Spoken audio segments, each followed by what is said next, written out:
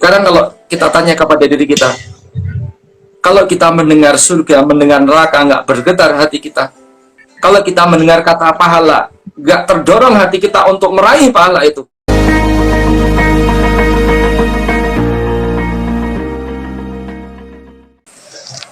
Bismillahirrahmanirrahim. Assalamualaikum warahmatullahi wabarakatuh. Waalaikumsalam warahmatullahi wabarakatuh. Alhamdulillahirabbil alamin. Wassalatu wassalamu ala asrofil anbiya'i wal mursalin wa ala alihi washabihi ajmain. Amma ba'd. Pertama-tama mari kita panjatkan puji beserta syukur kepada Allah Subhanahu wa taala ya, berkat rahmat, nikmat dan maghfirah yang diberikan oleh Allah Subhanahu wa taala. Alhamdulillah pada kesempatan kali ini kita masih bisa merasakan indahnya ya keberkahan bulan suci Ramadan. Alhamdulillah.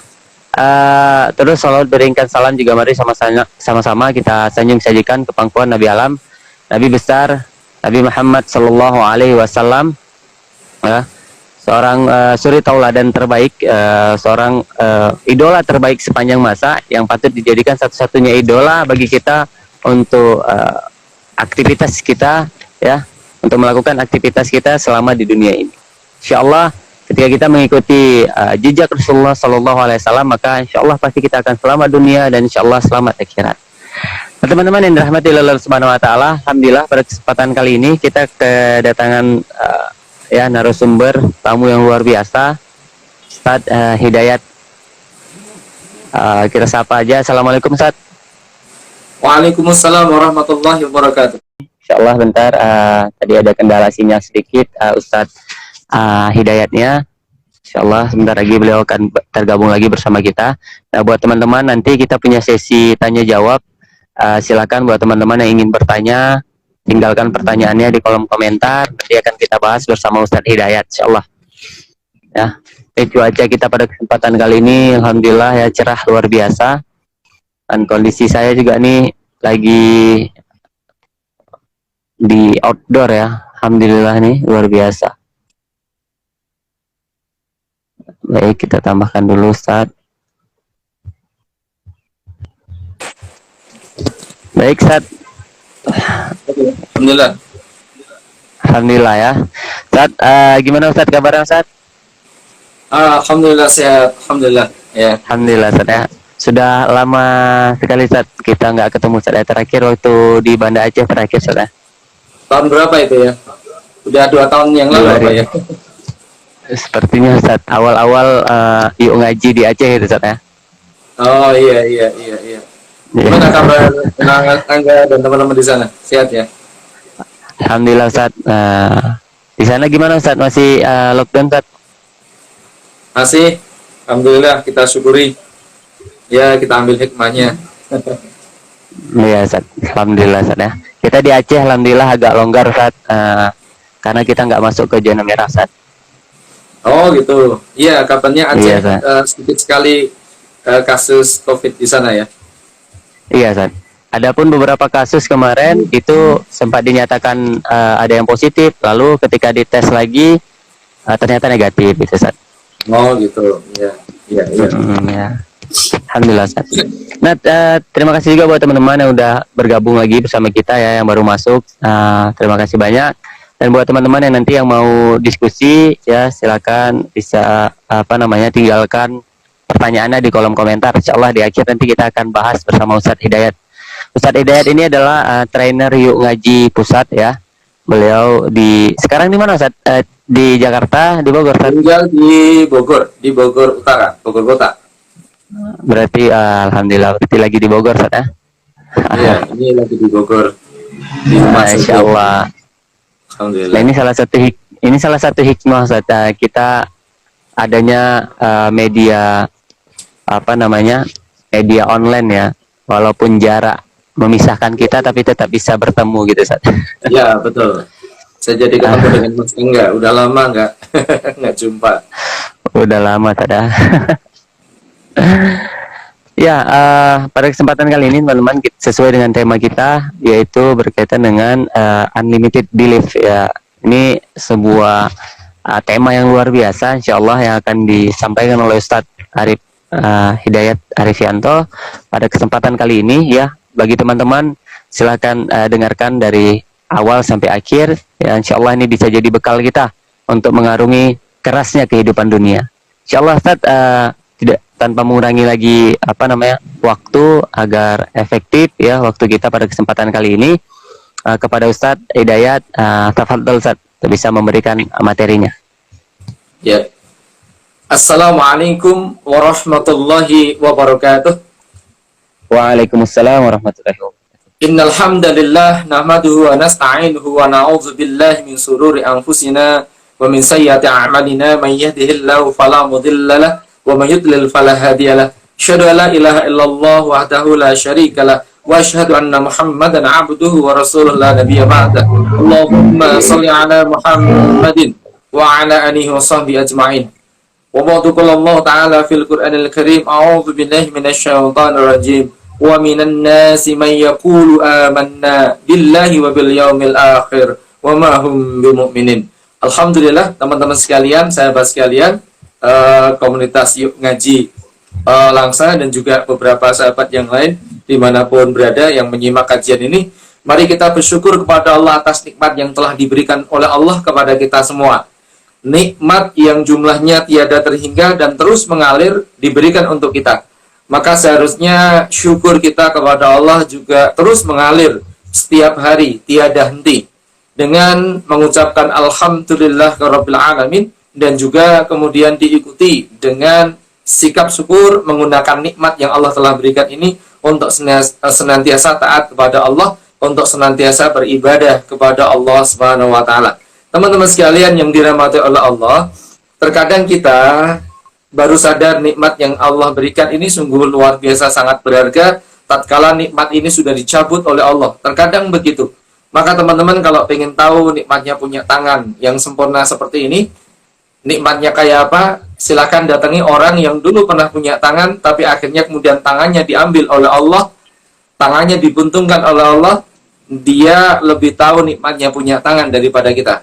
Kalau pengen tahu nikmatnya punya mata yang luar biasa seperti ini kayak apa, silahkan datangi orang yang dulu pernah bisa melihat tapi akhirnya penglihatannya dicabut oleh Allah. Kalau pengen tahu nikmatnya punya kaki yang gagah bisa kita pakai untuk berdiri seperti ini kayak apa nikmatnya, silahkan datangi orang yang dulu pernah punya kaki tapi akhirnya karena suatu musibah barangkali dia lumpuh, tak lagi bisa berdiri. Dia lebih tahu nikmatnya punya kaki daripada kita. Maka teman-teman, kita bisa merasakan nikmat sehat itu luar biasa tatkala kita sedang terbaring sakit, mungkin seperti itu. Bahkan teman-teman, coba ada nikmat yang kadang kita lupa, itu adalah nikmat dari Allah untuk kita juga. Kita baru sadar sekarang. Contoh misalnya, nikmat sehatnya orang lain buat kita. Sehatnya orang lain itu nikmat juga buat kita. Kalau nggak percaya, coba rasakan sekarang ketika sehatnya orang lain satu persatu sudah dicabut oleh Allah. Pandemi COVID melanda dunia, dan sekarang kita dengar dari berita, kita simak dari berita, angkanya mulai bertambah, kanan kiri kita mulai diumumkan kena penyakit, disampaikan positif COVID, maka kita mulai dag-diduk, nggak tenang, akhirnya nggak bisa kemana-mana, dan sekarang kajian pun harus secara online begini.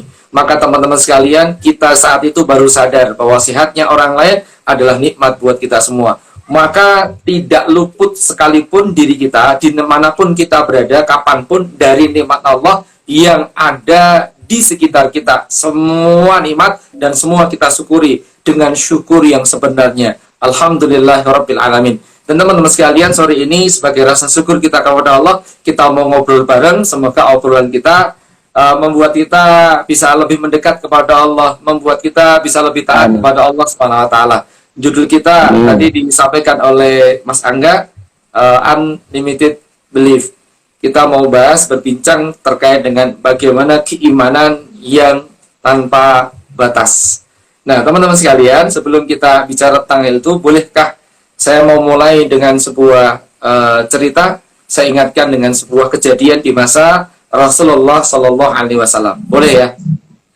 Boleh. Ya, saya mau cerita dulu. Baik, saya mau cerita dulu, teman-teman sekalian. Oke, suara ini mengganggu nggak ya? Ada gangguan suara nggak? Tidak. Enggak ya? Baik, teman-teman sekalian. Dulu ada seorang sahabat Nabi namanya Zahid.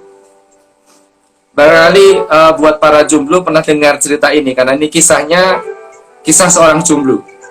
Kalau yang di hadapan saya, Mas Angga ini sudah tidak jomblo lagi, ya.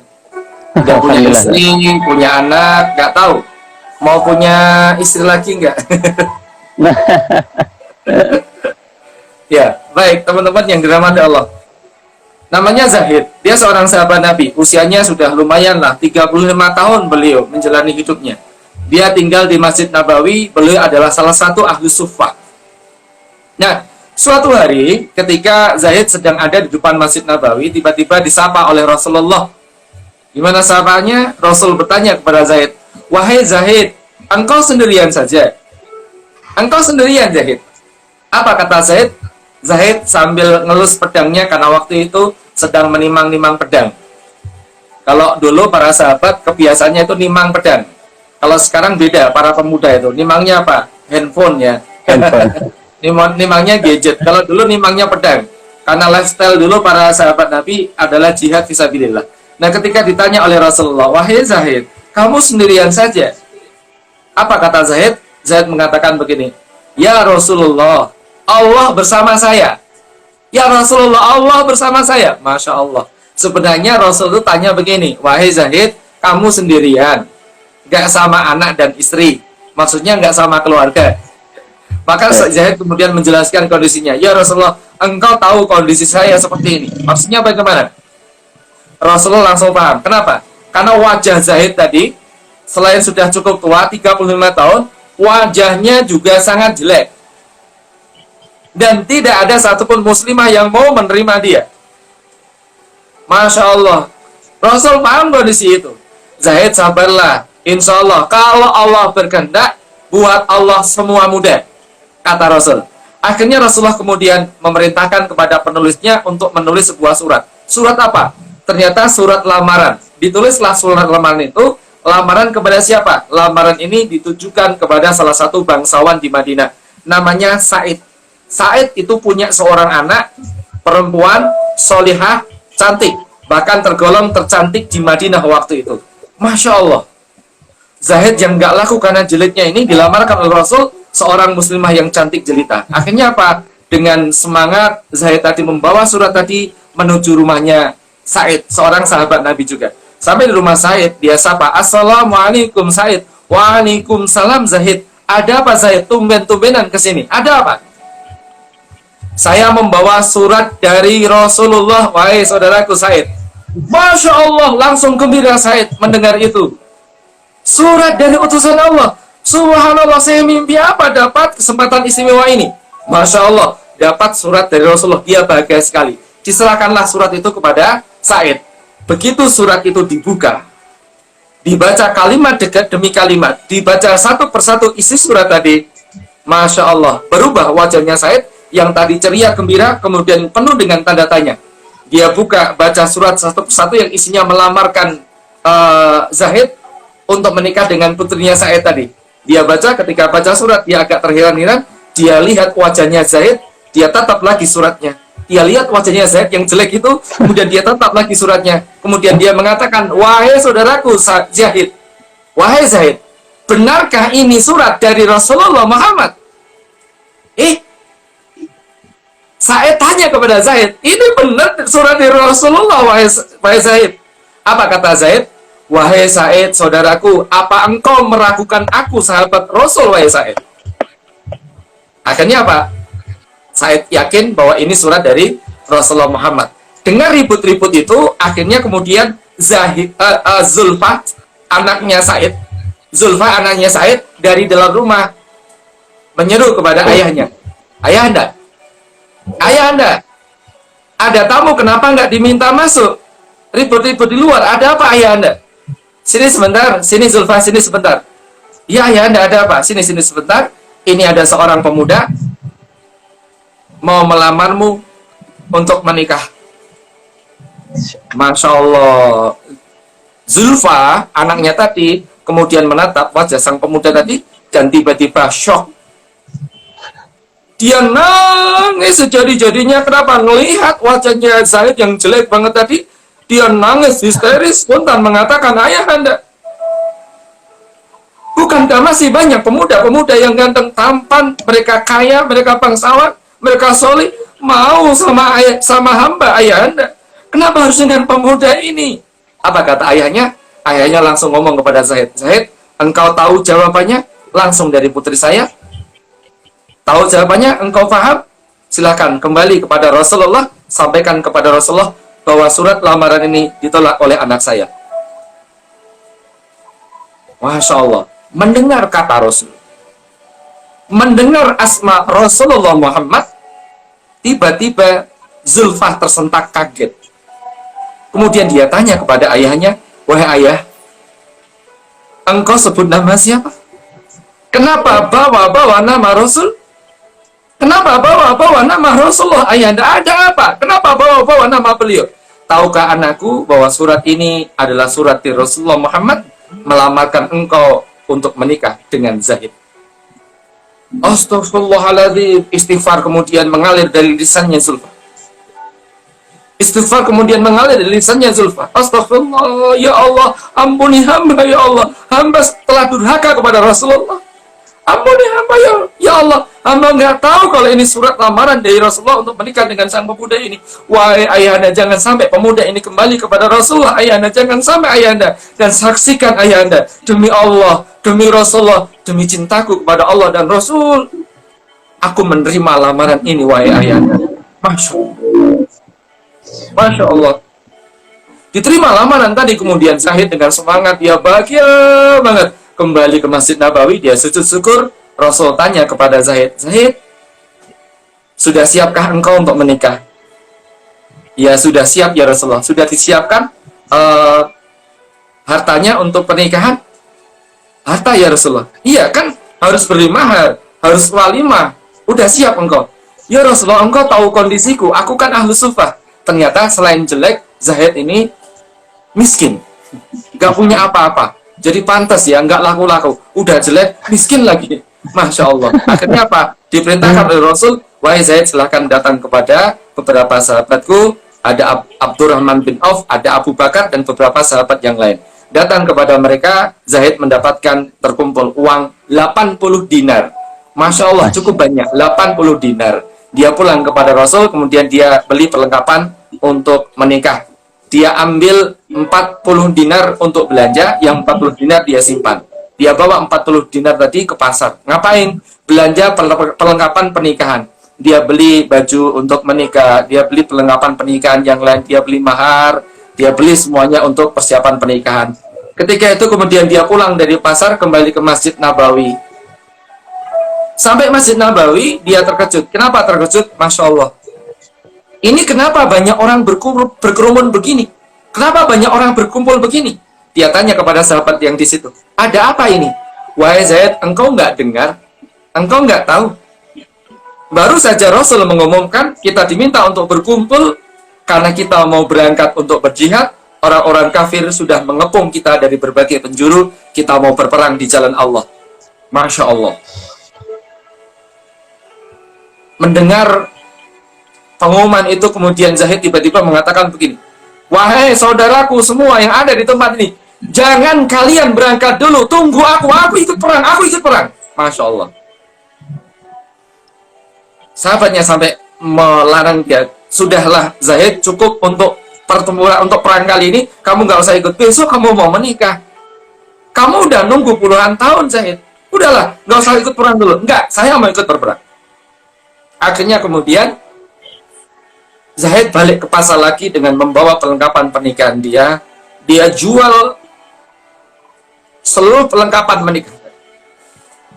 Dia jual semuanya, teman-teman sekalian. Dia jual semuanya. Ditambah dengan 40 dinar yang dia simpan, berarti 80 dinar masih utuh. Akhirnya dia beli perlengkapan untuk perang. Dia beli kuda yang paling gagah dan paling mahal. Dia beli baju besi yang paling bagus. Dia beli pedang yang paling bagus, paling keren. Dia beli perlengkapan perang yang lain yang paling keren, paling bagus di pasar itu. Dan dia pakai semua itu, dia naik ke atas kuda yang gagah, dia kembali lagi ke Masjid Nabawi. Orang-orang terkagum-kagum, terkaget-kaget. Kenapa? Semua orang nggak kenal dengan sosok ini. Yang ada di depan mereka adalah seorang ksatria dengan pakaian lengkap, pakaian perang yang paling keren, dengan kuda yang paling gagah di antara pasukan yang lain. Siap untuk berangkat berperang. Gak ada yang tahu dan mereka semua bertanya-tanya, ini siapa? Belum pernah kita kenal orang ini, karena semuanya ditutup dengan pakaian perang yang sangat lengkap. Akhirnya kemudian mereka berangkat, termasuk seorang ksatria. Zahid ini ikut berperang di medan pertempuran. Dan akhirnya pertempuran seru pun terjadi, kaum muslimin memenangkan pertarungan, memenangkan jihad itu. Sebagian kaum muslimin tergeletak menjadi syuhada. Di antara mayat-mayat syuhada yang tergeletak tadi, ada satu mayat, teman-teman sekalian. Dia adalah Zahid. Dia adalah Zahid, baru orang-orang kenal ketika pakaian perangnya sudah terbuka, wajahnya tersingkap. Semua orang tahu, ternyata ksatria yang paling gagah tadi, yang semua serba baru, semua sudah serba terbaik, adalah Zahid, yang harusnya esok hari dia menikah. Kabar tentang syahidnya Zahid tadi sampai ke Madinah. Sampai ke Madinah, teman-teman sekalian. Dan sampai di Madinah, kabar ini didengar oleh Zulfa. Kabar ini didengar oleh Zulfa. Apa yang kemudian diucapkan oleh Zulfa? Ya Allah, dia berdoa kepada Allah, ya Allah, hamba memang tidak sempat untuk bisa menikah dengan pemuda soleh ini di dunia, ya Allah. Hamba nggak sempat menikah dengan pemuda yang soleh ini di dunia. Mungkin hamba nggak pantas, ya Allah. Ya Allah, hamba bermohon, ya Allah, hamba bermohon, ya Allah, nikahkan hamba dengan ksatria syuhada ini nanti di surgamu, ya Allah. Masya Allah, teman-teman sekalian, coba rasakan. Dari awalnya Zulfah jijik menerima lamarannya Zahid sampai menolak, sampai menangis histeris, tiba-tiba berubah pikiran, langsung menerima dengan semangat. Coba rasakan apa yang membuat semua itu terjadi. Dari kemudian seorang Zahid yang sudah bahagia banget menunggu pernikahan puluhan tahun, dia udah mendapatkan seorang muslimah yang cantik sekali. Besok hari mau menikah, tiba-tiba meninggalkan itu semua, dan semua uangnya, semua persiapannya, semua dicurahkan untuk jihad fisabilillah. Dia lupa dengan pernikahannya. Padahal itu ditunggu bertahun-tahun lamanya. Apa kekuatan macam apa yang membuat dua insan ini melakukan sikap yang luar biasa, sampai kemudian mereka menemui kondisi terbaik di hadapan Rabb-nya sebagai syuhada dan sebagai seorang muslimah yang terus menghiasi hari-harinya dengan cintanya kepada Allah. Apa yang membuat dua orang insan ini sangat kuat? Semua jadi hilang di depan mata mereka. Cantik jelek itu jadi hilang. Menjijikkan itu jadi hilang. Pengorbanan itu jadi sangat ringan. Semua itu karena satu kata. Apa itu? Iman. Hanya iman mereka yang membuat mereka itu kuat untuk melakukan sesuatu yang paling berat di hadapan Allah. Karena buat orang-orang yang beriman gak ada urusan buat mereka apakah berat atau ringan perintah Allah. Buat orang-orang yang beriman itu gak ada urusan buat mereka apakah sulit atau mudah perintah Allah. Urusan buat mereka adalah ini adalah perintah Allah.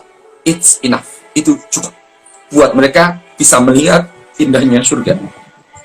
Dan buat mereka cukup punya harapan untuk bisa keluar dari ngerinya api nerakanya Allah. Maka teman-teman sekalian, kekuatan itu adalah kekuatan iman. Maka sebenarnya yang mau saya bahas pada sore hari ini, kalau kekuatan yang membuat mereka kuat itu adalah keimanan. Sekarang saya tanya, teman-teman sekalian, di Indonesia ini orang yang beriman dengan yang tidak beriman banyakan mana? Yang muslim dengan non-muslim banyakan mana? Muslim. Banyakan muslim. Ya, sekarang saya tanya, mayoritas Indonesia muslim. Yang muslim 85% muslim. Sekarang saya mau tanya, 85 muslim yang hitungannya sampai ratusan juta itu, teman-teman sekalian, yang taat dengan yang maksiat, banyakan mana? Banyakan yang taat atau banyakan yang maksiat kepada Allah? Iya, coba. Saya tanya aja lah, yang sholat berapa orang di antara kaum muslimin di Indonesia? Sepertinya lebih sedikit yang berada Menurut di Indonesia. data, di Indonesia yang sholat cuma 15%. Berarti yang 85% muslim di Indonesia tidak melakukan sholat.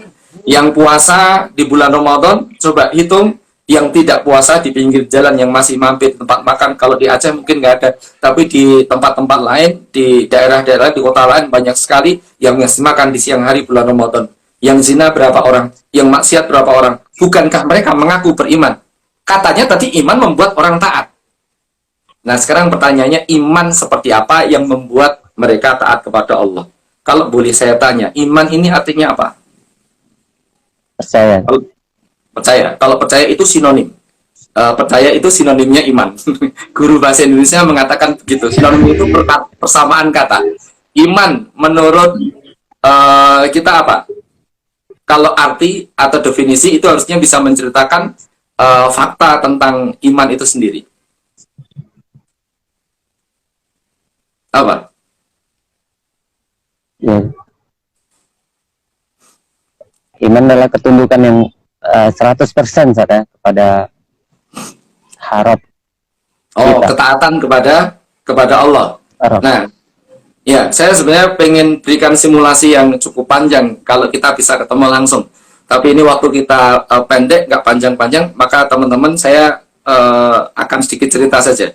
Coba, saya mau cerita, nanti saya akan tanya kepada Mas Angga tentang cerita saya ini. Mas Angga, saya mau cerita ya. Tadi pagi, di depan perumahan saya, tepatnya di jalan namanya Jalan Hanafiyah. Jalan Hanafiyah itu ada di Kota Bogor. Jalan Hanafiyah Kota Bogor, di depan perumahan, nama perumahannya Cimapar Residen. Itu ada kejadian heboh yang membuat saya kaget. Bahkan penduduk sekitar juga kaget, sampai jalan itu macet, kerumunan orang banyak di sana. Ternyata ada kejadian tadi pagi, ada orang bunuh diri. Bunuh diri dengan apa? Gantung diri. Gantung diri di pinggir jalan, di Jalan Hanafiyah Bogor Kota. Dan yang gantung diri tadi seorang ibu-ibu. Dan setelah saya tanya, ini kenapa sampai macetin jalan begini, sampai jalan macet begini? Ada bapak bilang ke saya, gantung dirinya ngeri. Ngeri gimana, Pak? Ngeri, Pak, pokoknya saya nggak enak mau cerita. Cerita saja, ada apa? Ini, Pak, seorang ibu-ibu gantung diri. Iya, ibu-ibu gantung diri itu biasa ditempatkan, juga ada yang gantung. Tapi kenapa sampai berkerumun macet begini? Ngeri, Pak, gantung diri. Iya, ngerinya apa? Ibu-ibu gantung diri tanpa busana, Pak. Astagfirullah. Pantesan yang nonton banyak bapak-bapak. Ayo bubar. Akhirnya mereka bubar. Ketika mereka bubar, kemudian saya beraktivitas, ya, itu udah diurusi orang yang gantung diri. Kemudian sore saya ketemu dengan teman-teman. Setelah siang tadi saya juga ada ngisi kajian. Sore ketemu dengan teman-teman langsa di media online begini. Nah, pertanyaannya, Mas Angga percaya nggak dengan cerita saya? Percaya. Percaya? Yakin percaya? Atau masih ada sedikit? Percaya atau ragu? Percaya. Percaya, yakin? Yakin itu pasti terjadi? Tiga, saya bohong. Baik, karena lanjut mengatakan percaya, saya mau tanya kepada Mas Angga. Mas Angga, saya mau tanya, artinya percaya apa, Mas Angga? Ya, membenarkan apa yang Ustaz katakan. Oh, membenarkan apa yang saya katakan. Benar, begitu, artinya percaya.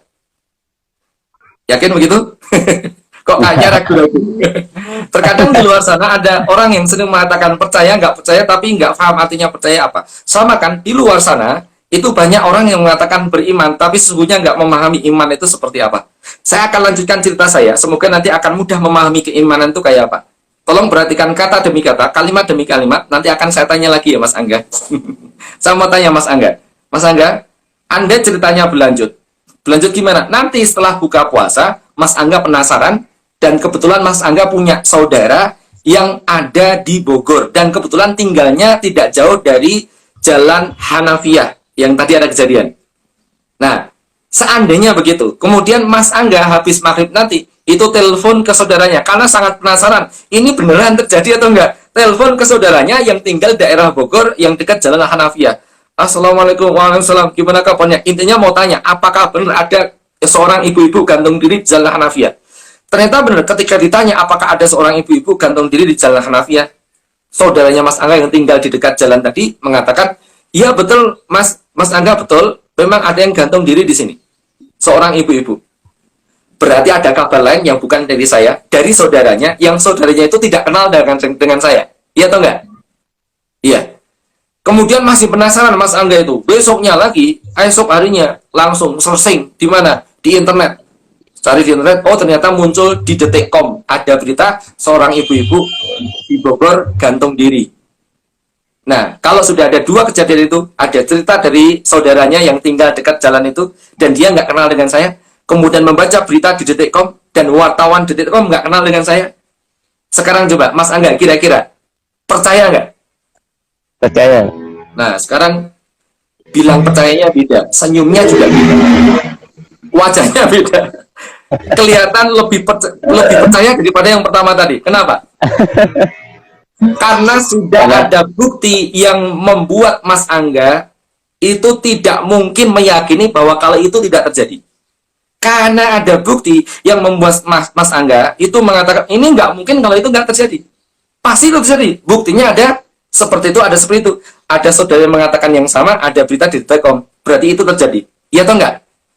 Berarti yakin, percaya itu butuh bukti. Ya, maka saya ingin mengutip perkataan seorang ulama menjelaskan tentang iman. Ini yang mau saya jelaskan biar nanti paham. Terkadang kita itu mengatakan beriman, tapi kok kemudian perbuatannya masih maksiat. Jangan-jangan belum sesuai dengan keimanan definisi yang benar. Syekh Taqiyuddin An-Nabhani menulis di dalam kitab, judul kitabnya Asy-Syaikh Al-Islamiyah, juz 1. Nanti silakan boleh dicek karena biasanya ada e-booknya di internet. Bahasa Arab semua ya, Arab gundul di sana. Nanti silakan boleh dibuka.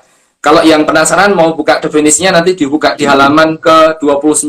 Kalau yang terbitan lama halaman ke-30. Nah, posisinya itu ada di paragraf pertama baris kedua, ada di kanan atas. Nanti silakan dibaca. Saya jadi keliru mau baca ayat ya. Ya. Wah makna iman. Makna dari iman, wa tasdikul jazm adalah tasdik jazm. Tasdik jazm itu apa? Membenarkan dengan pasti. Pasti itu apa? Kalau dengan angka matematika 100%, nggak boleh berkurang 0, sekian persen. Ya. Tasdikul jazm. Al-mutabiqul waqi, sesuai dengan fakta, anid dalil, dan muncul dari dalil. Dalil kalau dengan bahasa kita, bukti.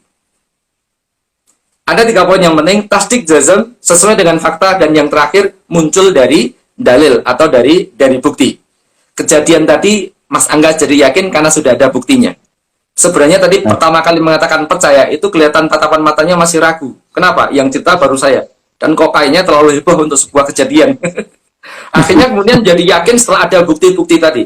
Maka anid dalil itu penting. Maka teman-teman, percaya kita kepada Allah sudah membuktikan dengan akal kita atau belum. Dan seterusnya nanti perlu kita lihat lagi. Saya akan fokus pada poin yang pertama. Tasdik jazm, mutabiqul waqi, anid dalil. Yang pertama dulu, tasdikul jazm. Membenarkan dengan pasti itu iman. Kalau belum pasti bukan iman. Saya ingin gambarkan bagaimana iman yang tasdikul jazm itu kayak apa. Saya ingin cerita sedikit tentang peristiwa yang terjadi di masa Umar bin Khattab. Pernah ditanya, Umar bin Khattab itu pernah ditanya oleh salah seorang Yahudi. Dia ditanya, Umar, imanmu pada akhirat itu kayak apa? Sebenarnya Yahudi ini ngeledek Umar. Umar, kamu kan nggak ngelihat akhirat, emang kamu percaya pada akhirat? Kalau dengan bahasa kita kira-kira begitu. Apa jawaban Umar? Coba perhatikan jawaban Umar bin Khattab. Wahai Yahudi, tolong dengarkan. Andai langit ini terbelah, andai langit ini terbelah dan ditujukan kepada saya, isinya surga kayak apa, isinya neraka kayak apa, saya tidak tambah beriman, wahai Yahudi. Coba cermati kata-kata Umar. Andai langit ini terbelah dan ditujukan kepada Allah, kepada saya, isinya surga kayak apa, isinya neraka kayak apa, di depan mata saya tidak tambah beriman, kata Umar bin Khattab. Faham maksudnya Umar? Maksudnya Umar bin Khattab, imannya Umar sudah tasdikul jazm, sudah 100%. Walaupun beliau nggak melihat. Nggak perlu diperlihatkan. Cukup dengan kata-kata Rasul, akhirat itu ada. Cukup dengan baca Quran bahwa akhirat itu ada, surga itu ada, neraka itu ada. Dia sudah percaya 100%. Karena iman dia pada Quran, iman dia pada Rasul sudah terbukti dengan akal, sudah ada dalil dengan bukti. Maka teman-teman, inilah iman yang tasdikul jazm. Maka pantaskan Umar bin Khattab yang udah dijamin masuk surga oleh Rasul dengan kata-kata Umar fil jannah. Tapi ketika Umar baca Quran dan kebetulan menjumpai, pernah terjadi peristiwa, menjumpai ayat yang cerita tentang neraka, Umar pingsan. Dijamin masuk surga. Baca ayat tentang neraka, dia masih pingsan. Kenapa? Imannya sudah tasdikul jazm. Menyatu dengan dirinya. Membenarkannya itu 100%. Maka boleh saya contohkan bagaimana gambaran iman tasdikul jazm yang lainnya. Seorang sahabiah namanya Sumayyah, terkenal, populer ceritanya. Saya ingatkan dengan kisah ini ada di kitab Surah Nabawiyah. Sumayyah waktu itu ditangkap bersama dengan keluarganya, ada suaminya Yasir, ada anaknya Amr bin Yasir. Satu keluarga ditangkap, disiksa satu persatu. Yasir itu sampai diikat dengan beberapa ekor kuda, tangan dan kakinya, diancam untuk keluar dari Islam, tapi masih teguh dengan akidah Islam, dengan keimanan. Maka kuda-kuda itu dibentak, tangan dan kakinya tertarik, dan tubuhnya hampir terbelah. Beliau syahid fisabilillah, tetap teguh dengan keimanannya. Yang kedua, istrinya disiksa dengan sangat keji. Sumayyah, seorang ibu, seorang muslimah ini disiksa dengan sangat keji. Diancam untuk keluar dari Islam, kembali ke Lata, Uzza, Manat, Hubal, dan tuhan-tuhan mereka yang lainnya, orang-orang musyrik. Tapi Sumayyah masih teguh, dan di ujung siksaannya, tombaknya orang kafir itu menancap, menembus dari mulutnya sampai ke duburnya. Menembus dari mulutnya sampai ke duburnya. Dengan tetap teguh memegang Islam sampai ujung hidupnya. Saya yang tertarik, yang saya takjub adalah kata-kata yang keluar dari lisannya Sumayyah tatkala dia belum ditusuk dengan tombak, ketika disiksa dengan sangat keji, diancam untuk keluar dari Islam. Waktu Rasulullah menyampaikan kepada keluarga Yasir untuk bertahan, untuk bersabar. Sobrun, sabar wahai keluarga Yasir, sabar keluarga Yasir, Allah akan mengganti dengan surga. Rasul mengatakan, sabar keluarga Yasir, Allah akan mengganti dengan surga. Mendengar kata-kata itu, ketika Sumayyah mendengar kata-kata itu, apa yang terucap dari lisannya Sumayyah? Ini yang sangat kagum. Terucap dari lisannya Sumayyah ketika mendengar kata-kata Rasul tadi. Sumayyah menjawabnya begini, ya Rasulullah, ya Rasulullah, saya sudah melihat surga itu ada di depan mata saya, ya Rasulullah. Surga itu ada di depan mata saya. Teman-teman, kalau boleh saya tanya, apakah Sumayyah melihat surga? Enggak. Sumayyah enggak melihat surga. Tapi iman yang ada dalam dadanya Sumayyah ini membuat surga itu seolah-olah ada di depan mata. Maka pantas kan seorang Sumayyah masih bertahan sampai siksaan keji paling akhir tadi, kemudian menghadap Allah sebagai syuhada muslimah pertama. Dan teman-teman sekalian, itulah keimanan yang ada dalam diri para sahabat. Sekarang kalau kita tanya kepada diri kita, kalau kita mendengar surga, mendengar neraka, nggak bergetar hati kita. Kalau kita mendengar kata pahala, nggak terdorong hati kita untuk meraih pahala itu. Kalau kita mendengar di dalam malam-malam akhir Ramadan begini, ada janji dari Allah, malam yang lebih baik dari 1000 bulan. Namanya malam Lailatul Qadar, yang misalnya kalau kita itu beribadah, nilai kebaikannya lebih baik dari 1000 bulan. Kita nggak semangat ngejar ini. Kita nggak semangat untuk meraih ketaatan di bulan Ramadan. Maka tanyakan ke diri ini, jangan-jangan iman itu menguap dari dalam diri kita. Maka teman-teman, kesimpulannya sebenarnya saya ingin sampaikan satu kalimat definisi iman tadi. Wa ma'nal iman huwa atasdikul jazm al-mutafiqul lil waqi' anid dalil. Itulah iman. Dan bagaimana agar kita bisa beriman tasdikul jazm? Tidak bisa alamiah, tapi kita harus ngaji. Maka saat itu ke Mas Angga, teman-teman diajak ngaji lebih semangat lagi. Karena iman tidak bisa dibangun alamiah, harus berpikir, harus mengkaji, sehingga keimanan kita seperti kokohnya iman para sahabat Nabi. Insyaallah ini yang saya sampaikan sebagai pengantar. Semoga nanti ada tanya jawab. Kalau masih ada waktu, kalau waktunya sudah habis, karena di sini saya buka jam buka lebih dulu daripada teman-teman di Aceh. Saya kangen sebenarnya, pengen jalan-jalan ke Aceh lagi. Semoga nanti kesampaian ketemu dengan Mas Angga dan sahabat yang lainnya. Insyaallah, insyaallah. Mudah-mudahan ada kesempatan. Terima kasih. Jazakumullah khairan katsiran atas materi pertama. Ya, luar biasa. Pengen sebenarnya banyak yang ingin didiskusikan bareng Ustaz ya pada kesempatan kali ini. Cuman waktu memang akan memisahkan kita. Mungkin ada waktu sekitar 10 menit lagi Ustaz, kurang lebih. Mungkin ini Ustaz sedikit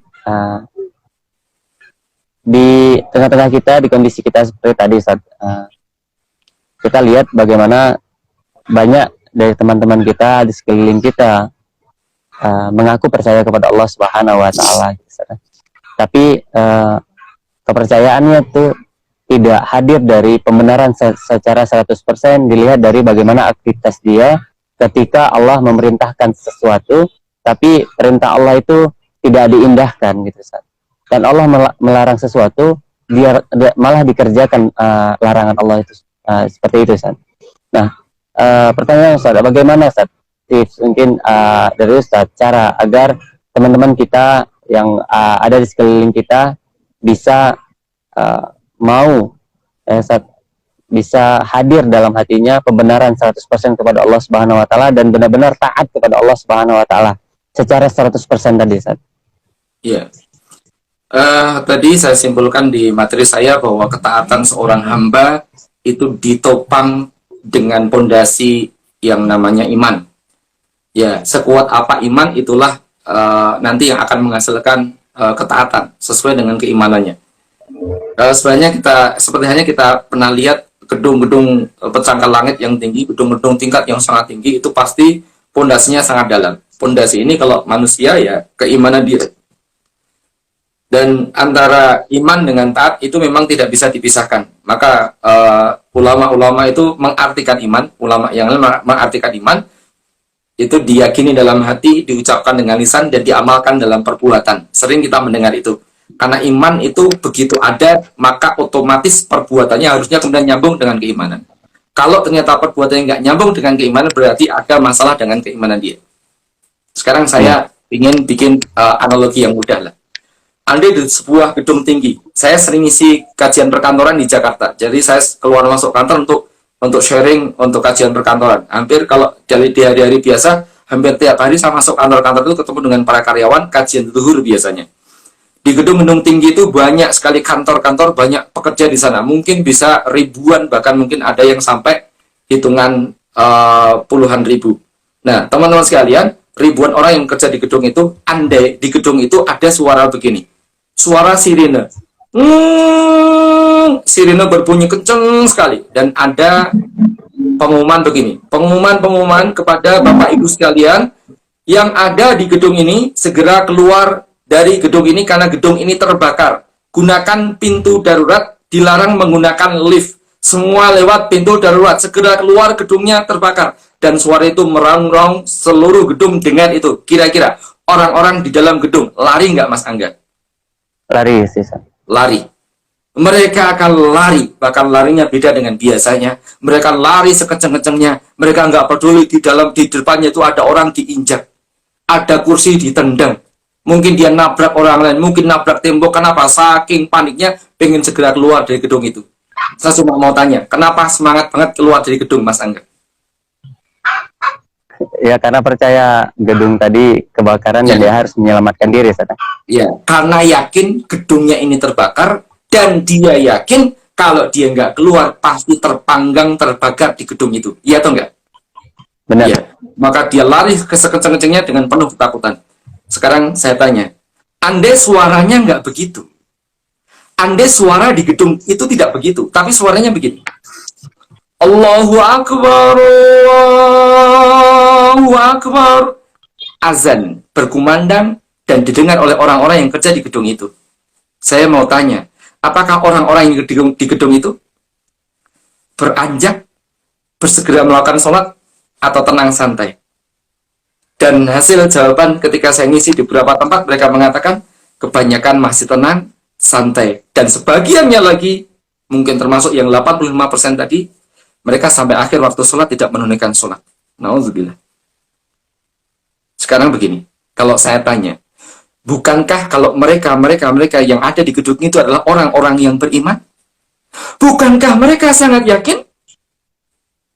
Kalau tidak keluar dari kalau tidak segera melakukan sholat sampai kemudian waktu sholat berakhir tidak melakukan sholat, dia yakin banget pasti akan terbakar. Dia yakin banget pasti nanti akan kena musibah yang jauh lebih ngeri daripada terbakar di gedung itu. Apa itu? Nerakanya Allah. Kalau dia beriman kepada Allah. Berarti urusannya adalah pada iman atau tidak, yakin atau tidak. Itu yang akan berdampak kepada perbuatan. Permasalahannya begini, kebanyakan dari kita imannya itu ikut-ikutan. Sehingga apa? Sehingga ketika beriman, imannya rapuh. Kenapa? Nggak pernah menemukan keimanan dengan tadi. Tasdikul jazam mutabikul waqi' anid dalil. Itu butuh dengan ngaji. Maka why itu penting. Menjawab pertanyaan why itu penting. Kenapa kita percaya kepada Allah? Kenapa kita memilih Islam? Kenapa kita memilih beriman? Harus ada proses untuk membuktikan itu sampai kemudian kita beriman. Kalau udah terlanjur dari kecil memang beriman, kita bersyukur kepada Allah, kita sudah muslim sejak kecil. Nah, tinggal sekarang kita perbaiki lagi, imannya dikokohkan dengan cara apa? Dengan cara kita banyak mengkaji tentang keimanan. Itu yang pertama, temukan alasan kenapa kita harus beriman. Kemudian yang kedua, kita itu nggak bisa beriman sendirian dan taat sendirian. Kita itu butuh kondisi lingkungan yang juga baik, ikut menjaga keimanan kita. Sekuat apapun keimanan Anda, kalau Anda ada dalam lingkungan yang seluruhnya maksiat dan Anda bertahan di situ, tidak mau mengubah orang-orang yang bermaksiat di sekitar Anda, sedikit demi sedikit, lambat laun, maka akan terkikis satu persatu. Maka yang kedua, lingkungan itu penting. Maka teman-teman, ada dalam lingkungan yang taat itu sangat penting. Maka di Aceh itu ada yuk ngaji Langsa ya, ada yuk ngaji di daerah yang lain. Tolong silahkan gabung di sana. Di sana ada orang-orang yang punya semangat sama, punya semangat keimanan. Jadi ngaji memperdalam akidah dengan cara belajar keimanan. Yang kedua, jangan sendirian. Harus gabung bersama dengan teman-teman yang lain yang punya semangat iman yang sama. Minimal kalau ketemu yang ditanya, yang disapa itu adalah terkait dengan ketaatan kita kepada Allah. Bahkan mungkin bisa dibuat program bareng untuk sama-sama taat kepada Allah. Baik, ini sebagai pengantar pertanyaannya, karena nunggu pertanyaannya belum masuk. Ada pertanyaan yang masuk ini Ustaz, dari teman kita, dari Mbak Dia, Mbak Dia ul 14 sama. Masya Allah, barakallah Ustaz. Afwan Ustaz, Ana mau tanya jika ada waktu terkait dengan dalil yang harus ada dalam iman. Saya pernah mendengar ada dalil akli dan dalil nakli. Lalu soal iman, mana yang harus digunakan Ustaz? Dalil akli atau dalil nakli? Dan apa perbedaan dari keduanya? Ya. Ustaz. Sebenarnya kalau waktunya panjang, ini ada di materi saya dengan judul Unlimited Belief, itu bicara juga tentang saya urai. Tadi kan saya baru bicara tasdikul jazm. Ini kita lanjutkan dalil tadi yang membuktikan sampai kemudian kita yakin bahwa ini adalah kebenaran. Tasdik jazm tadi itu harus ada dalil mutlak. Dan keimanan tidak boleh taklid. Nggak boleh kita ngikut orang lain. Jadi harus benar-benar membuktikan, menemukan dalil itu. Dan benar kata Mbak siapa yang nanya? Mbak Dia ya. Kata Mbak Dia benar bahwa dalil ada dua macam, ada nakli, ada akli. Ada nakli, ada akli. Dalil akli ini dalil yang langsung kita berpikir dengan akal yang diberikan Allah ini, kemudian kita menemukan kebenaran dari itu. Yang kedua, dalil nakli. Berarti ini dalil yang kita ambil dari wahyu Allah. Dari nas. Nas itu ada dua, Al-Quran dan As-Sunnah. Nah, nanti ada sumber hukum yang lain yang dipakai, direkomendasikan oleh nas, Quran dan Sunnah itu. Ada ijma, sahabat, dan qiyas. Nah, tapi kalau bicara masalah dalil dalam masalah akidah, teman-teman sekalian, tadi dua macam, ada akli, ada nakli. Akli ini dipakai, dalil dengan akal ini dipakai untuk keimanan yang memang ini bisa dijangkau oleh akal. Bukti-buktinya. Contoh misalnya, teman-teman sekalian, adanya Allah, adanya Al-Khaliq, adanya Tuhan yang menciptakan alam semesta dan kita semua ini, dan kehidupan, itu bisa dibuktikan dengan akal. Dengan apa? Dengan ciptaan-ciptaan yang ada ini. Nah, nanti diperdalam di dalam kajian. Berarti iman dengan adanya Allah itu bisa dengan dalil akli. Tapi Al-Khaliq atau Tuhan yang ada tadi siapa? Yang kita yakini bahwa Tuhan itu ada. Nah, Tuhannya ini siapa? Allah ataukah yang lain? Itu nggak bisa dengan dalil akli. Itu butuh dalil nakli. Butuh wahyu yang turun. Maka kita bisa mengenal, oh Tuhan yang kita yakini ada dengan akal kita tadi adalah Allah setelah turun Al-Quran. Kemudian kita buktikan Quran tadi adalah wahyu dari Allah. Membuktikan iman kita kepada Al-Quran adalah wahyu Allah itu dengan dalil akli juga. Kenapa? Al-Quran bisa diindra secara langsung. Membuktikan Rasul adalah utusan Allah itu otomatis terbukti dengan terbuktinya Al-Quran. Berarti dalilnya juga dalil akli. Maka iman kepada Allah, iman kepada kitab Al-Quran, dan iman kepada Rasul itu dalilnya akli semuanya. Maksudnya tadi kebenaran bahwa Tuhan itu ada, itu akli. Tapi begitu kita mencari Allah ini siapa, itu butuh merujuk pada Al-Quran. Tapi setelah ketemu di Al-Quran dengan lebih dulu kita buktikan secara akliyah bahwa Quran itu adalah wahyu dari Allah, maka tiganya tadi, Quran, Allah, Rasul, itu sama-sama imannya dengan proses akliyah, dengan akal kita langsung. Nah, yang berikutnya, untuk keimanan lain, yang itu gaib, nggak bisa dijangkau oleh akal, tidak bisa langsung dibuktikan dengan akal. Harus dengan dalil nakli. Contoh, iman kepada surga, kepada neraka, itu nggak bisa diakal-akal. Harus merujuk pada dalil. Maksudnya tidak bisa diakal-akal, nggak bisa kemudian dengan akal kita murni tanpa informasi wahyu. Harus pakai wahyu yang kemudian kita pahami dengan akal kita. Maka teman-teman sekalian, kalau iman kepada hari akhir, iman kepada malaikat, iman kepada surga, kepada neraka, kepada sifat Allah, ya, kepada takdir dan kepada yang lain, itu semua dalilnya adalah nakli. Kenapa? Nggak bisa diindra. Nah, kapan-kapan kita bisa perdalam bagaimana karakter akal dan batasan-batasan akal untuk memahami fakta atau memahami sebuah realitas ataupun mungkin memproses sebuah pemikiran. Mungkin akan bisa tahu lebih gamblang bedanya kapan akal dipakai ketika mau beriman dan kapan harus pakai dalil nakli. Tapi walaupun begitu, kesimpulan semuanya sebenarnya ujungnya berawal dari penemuan kebenaran yang kita proses dengan akal kita. Walaupun kemudian di iman-iman kita yang gaib itu harus pakai dalil nakli. Itu tentang dalil nakli dengan akli dalam urusan keimanan. Sebenarnya masih panjang, tapi ini waktunya pendek, jadi saya jawab sementara seperti itu. Ya, syukuran jazakumullah khairan katsiran Ustaz atas jawabannya. Dan seperti itu Mbak Dia tadi yang bertanya. Nanti Mbak Dia yang ingin memperdalam lagi atas jawabannya, bisa Mbak Dia ikut di gabung buat sama teman-teman yuk ngaji bisa ya, yang ada di daerahnya. Insyaallah soalnya waktu sepertinya nggak cukup lagi Ustaz kalau kita mau bahas lebih lebar. Jadi saya sudah mau buka. Udah mau buka saat terakhir saat gini saat kita minta waktu mungkin ada sekitar 5 menit saat untuk kesimpulan kita pada kesempatan kali saat. Ya. Baik. Yang saya bisa simpulkan dari materi kita tadi, yang pertama, teman-teman sekalian, bahwa ketaatan seorang muslim, ketaatan kita kepada Allah, kesiapan kita untuk menerima perintah Allah, ya, untuk menjalankan perintah, meninggalkan larangan, itu ada satu pondasi, teman-teman sekalian. Pondasinya adalah keimanan. Itu yang sangat menentukan kita jadi manusia yang taat ataukah tidak. Ada pada keimanan kita. Maka yang perlu dikaji di awal, kita harus perdalam adalah bagaimana kita faham tentang konsep iman dalam Islam. Tidak sekedar mengaku yakin kepada Allah, tidak sekedar mengaku yakin pada percaya pada Muhammad adalah utusan Allah, percaya pada Quran dengan lisan kita, tapi ternyata kita tidak menjadikan itu sebuah tasdikul jazm seperti yang sudah kita bahas di depan tadi. Sesuai dengan definisi keimanan, al-iman huwa tasdikul jazm al-mutabiqul waqi' anid dalil. Nanti silahkan diperdalam Ya, saya sarankan memang harus kajian, harus ngaji lebih mendalam, bisa dibantu oleh teman-teman yuk ngaji langsa nanti lebih lanjutnya. Ini yang poin pertama. Berikutnya teman-teman sekalian, bagaimana cara membangkitkan atau bagaimana cara membangun keimanan yang tasdikul jazm tadi.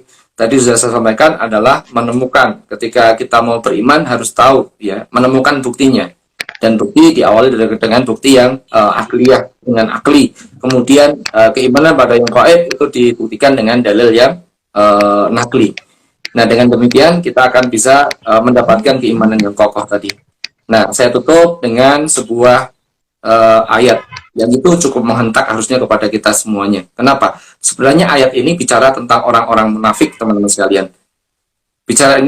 Ayat ini bicara tentang orang-orang munafik. Tapi makna ayatnya itu bisa kita pakai, bisa berlaku untuk seluruh kita kaum muslimin agar tidak tergelincir kepada kelompoknya orang-orang munafik.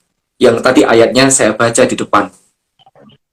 Andai teman-teman masih merasakan bahwa hari-hari masih dihiasi dengan maksiat, andai kita semua masih merasakan pernah melakukan kemaksiatan kepada Allah, maka Bapak, tadi penutupnya yang tadi ayatnya saya baca di depan. A'udzubillahi minasyaitonirrajim. Wa minan nasi may yaqulu amanna billahi wa bil yaumil akhir wa ma hum bimumin. Betapa banyak orang yang mengatakan beriman kepada Allah, beriman kepada hari akhir, dan Allah katakan sesungguhnya mereka itu tidak termasuk orang-orang yang iman.